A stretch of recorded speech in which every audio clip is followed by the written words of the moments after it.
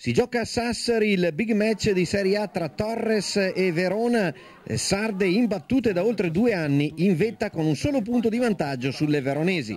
La Torres parte forte in avanti e al quinto potrebbe pungere con Fadda, che però calcia debolmente. Le veronesi si rendono pericolosissime al nono quando Capitan Gabbiadini in area supera anche Criscione, ma si decentra e quando mette la sfera al centro a porta sguarnita arrivano per primi i difensori in maglia rossa della Torres. Determinante il portierone gialloblu Åkström in ben 3 occasioni nell'arco del minuto 27esimo. La numero 1 Scaligera con un colpo di reni tocca la sfera in angolo sulla conclusione di Patrizia Panico. Sugli sviluppi del corner Manieri impegna Åkström che si rifugia nuovamente in calcio d'angolo. Ancora sfera in area e sull'incornata ravvicinata di Panico c'è nuovamente la risposta di Stefanie Åkström.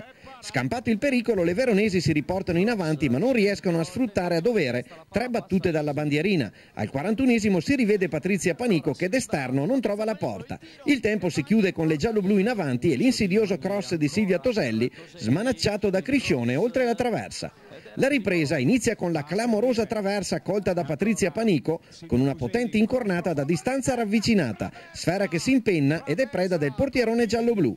Aumenta la pressione della Torres e all'8° Belfanti interviene in extremis sullo scambio Panico-Fuselli. La Torres preme in avanti ma il Verona potrebbe pungere al 16esimo con Darocia che in equilibrio precario non riesce ad imprimere sufficiente potenza alla sfera. Sull'altro fronte brava ancora Åkström che chiude lo specchio a Mendli accartocciandosi a terra sulla conclusione della nazionale svizzera. Al 27esimo seconda clamorosa traversa colpita da Patrizia Panico con una conclusione dal vertice destro dell'area di rigore. Entrambi i tecnici dimostrano con le sostituzioni di voler cercare di vincere la partita. Longega mette dentro Gelmetti in sostituzione di Cantoro, Arca risponde con Costi al posto di Fadda. Al 40esimo le gialloblu in contropiede si mangiano l'occasione per vincere il match.